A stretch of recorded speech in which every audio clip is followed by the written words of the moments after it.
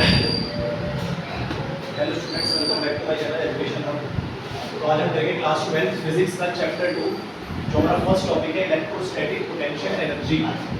Electrostatic potential energy क्या होती है? तो वर्क डन जिसको हम किसी भी टेस्ट चार्ज को किसी इन्फिनिटी पॉइंट से लाने में जो वर्क डन लग रहा है हमारा, उसको हम बोलते हैं इलेक्ट्रोस्टैटिक पोटेंशियल एनर्जी।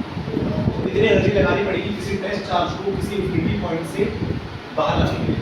तो मान लेते हैं यहाँ पे हमारा एक टेस्ट चार्ज है Q नॉट, तो इसको मेरे को लाना है इधर इस टेस्ट चार्ज को, और पहले से यहाँ पे कुछ सोर्स चार्ज मेरा पड़ा हुआ है इसके अंदर। तो मैं जब इसको यहाँ लाऊंगा तो मान लो मैं यहाँ पे कहीं पे इसको लेके आया हूँ, तो मुझे कुछ ना कुछ फोर्स लगा पड़ेगा। उस फोर्स को मैं बोलता हूँ एक्सटर्नल फोर्स, ठीक है। तो ये वाला सोर्स चार्ज भी तो कुछ अंदर की तरफ फोर्स लगा रहा है, तो वो जो फोर्स लगा रहा है उसको हम बोलते हैं इलेक्ट्रोस्टैटिक फोर्स। जो सोर्स चार्ज हमारा लगा रहा है, मैं यहाँ लिख देता हूँ सोर्स चार्ज मेरा कौन सा फोर्स लगा रहा है? सोर्स चार्ज लगा रहा है इलेक्ट्रोस्टैटिक फोर्स, ठीक है। और जो टेस्ट चार्ज है वो कौन सा फोर्स लगाएगा? वो लगाएगा हमारा एक्सटर्नल फोर्स। टेस्ट चार्ज लगाएगा मेरा external force, force of external रहेगा हमारा टेस्ट चार्ज। तो एक सोर्स चार्ज होता है, एक टेस्ट चार्ज, दोनों हमारा फोर्स लगाते हैं। तो मुझे ये दोनों फोर्स को इक्वल करना पड़ेगा। अगर मुझे यहाँ लाना है तो क्योंकि सोर्स चार्ज की तरफ फोर्स लगा रहे हैं, तो एक्सटर्नल फोर्स उतना ही करना चाहिए, तभी तो मैं इसको इधर जा पाऊंगा। तो मेरे को दोनों को बराबर रखना है। इलेक्ट्रोस्टैटिक फोर्स का हमने फॉर्मूला पढ़ा था पिछले चैप्टर में, Q not by x square होता है। x स्क्वायर मतलब ये जो डिस्टेंस है मेरा यहाँ से यहाँ लाने के लिए वो, ठीक है। तो इसकी वर्क डन अगर निकालेंगे, वर्क डन का फॉर्मूला होता है हमारा dw = f × dx, force into displacement. तो यहाँ डिस्प्लेसमेंट कुछ dx हो रहा है, जैसे इधर लाने के लिए छोटा सा डिस्प्लेसमेंट हमने ले लिया। इसको इंटीग्रेट करेंगे तो हमारा वर्क एक्शन आ जाएगा यहाँ पे, और f action dx cos 180 degree. ये cos 180 डिग्री इसलिए लिया है मैंने क्योंकि मेरी अपोजिट डायरेक्शन में लग रहा है। अगर मैं इस डायरेक्शन में सोर्स चार्ज की फोर्स दे रहा हूँ तो मैं उसकी उल्टी डायरेक्शन में लूंगा तभी तो आएगा। तो ये क्या हो रहा है? 180 डिग्री का एंगल बन रहा है। तो इसका यहाँ पे cos 180 लिया। cos 180 मेरा क्या होता है? माइनस होता है। अच्छा, cos क्यों लिया है? क्योंकि कभी भी डॉट प्रोडक्ट के साथ cos लेते हैं, ठीक है, क्रॉस के साथ साइन लेते हैं। तो यहाँ डॉट प्रोडक्ट है इसलिए cos लिया है। तो cos 180 में नेगेटिव होता है, यहाँ पे माइनस हो जाएगा बाहर। अब f का फॉर्मूला आता है k q not by x square. k और q नॉट, k भी हमारा कांस्टेंट है, चार्ज भी दोनों के लिए कांस्टेंट रहेगा। जितना चार्ज है, चार्ज थोड़ी चेंज होगा, तो इसलिए दोनों को मैंने बांट लिया। और मुझे इस इन्फिनिटी से लेके इस डिस्टेंस r तक इंटीग्रेट करना है इसको।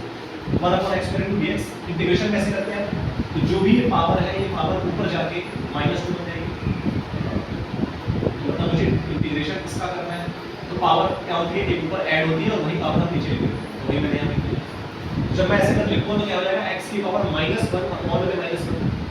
अब x की पावर -1 को मैं 1/x लिख सकता हूँ और ये नेगेटिव का साइन रहेगा। तो वही यहाँ पे लिखा है 1/x, और यहाँ पे नेगेटिव का एक साइन। ये नेगेटिव का साइन हट गया। क्यों हट गया नेगेटिव का साइन? क्योंकि ऑलरेडी यहाँ पे मेरा एक नेगेटिव था, ठीक है, और वो नेगेटिव यहाँ पे जाएगा प्लस।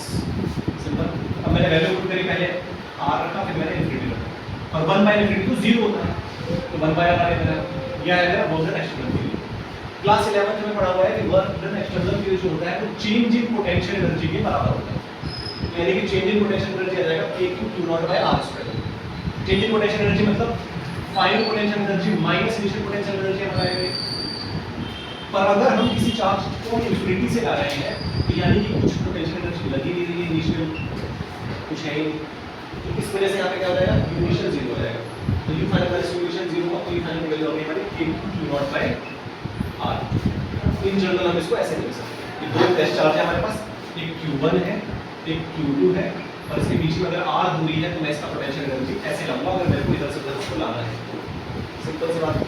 तो वही लिखा है the work done in bringing a test charge from infinity to a given point. Infinity से किसी गिवन पॉइंट पे लाने के लिए जो इलेक्ट्रोस्टैटिक फील्ड में है, तो उसके लिए मुझे क्या करना पड़ेगा? कितनी पोटेंशियल एनर्जी को लगाना पड़ेगा, ये मुझे बताना है, ठीक है। तो मैंने यहाँ पे ये बता दिया आपको। Source charge electric force electrostatic force लगाता है, टेस्ट चार्ज एक्सटर्नल फोर्स लगाता है। अब देखो होता है, मुझे कुछ फोर्स से इसको इधर लाना है, तो वो एक्सटर्नल फोर्स। और यहाँ पे अगर मैंने सोर्स चार्ज रखा हुआ है तो ये भी कुछ ना कुछ पीछे की तरफ फोर्स लगाना है। तो ये दोनों फोर्स बराबर रखूंगा तभी तो निकाल पाऊंगा। तो दोनों फोर्स मैंने ऐसे बराबर रखना है, मतलब कि जितना इलेक्ट्रोस्टैटिक फोर्स रहेगा उतना ही एक्सटर्नल भी फोर्स रहेगा। मतलब इसकी वैल्यू भी नहीं रहेगी, मतलब इसकी वैल्यू सिंपल है, कोई नहीं है। बाकी कुछ नहीं कि आपको इंटीग्रेशन दे रही है वर्क डन को इन्फिनिटी से r लिमिट के टर्म्स में करिए, तो इंटीग्रेशन करके मेरी कुछ वैल्यू बन रही है। और मुझे यहाँ पता है कि work done external change in potential energy के बराबर होता है। इस वजह से मैंने इसको यहाँ पे वैल्यू डाली। और यूनिशन 0 क्यों है? क्योंकि मैं इन्फिनिटी से ले जा रहा हूँ, तो कुछ पहले पोटेंशियल एनर्जी दे रही है। ठीक है, सिंपल ये हमारा ठीक। ये हमारी फर्स्ट डेरिवेशन है इस चैप्टर की, ऐसी और भी डेरिवेशन सामने लेंगे।